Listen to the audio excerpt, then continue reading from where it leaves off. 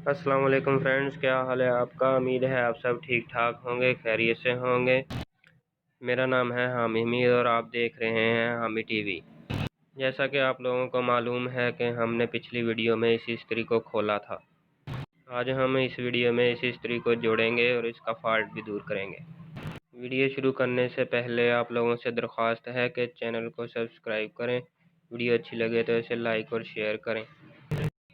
चलिए वीडियो शुरू करते हैं।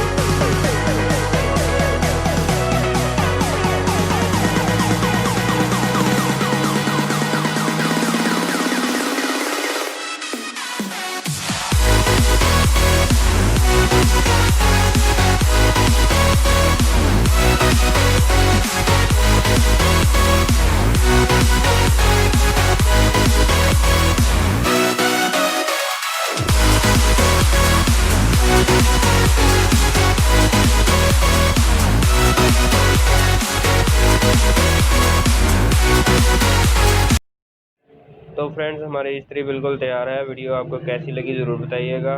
मज़ीद ऐसी वीडियो हासिल करने के लिए मेरे चैनल को सब्सक्राइब करें। अगली वीडियो में मुलाकात होगी इंशाल्लाह। तब तक के लिए अल्लाह हाफ़िज़।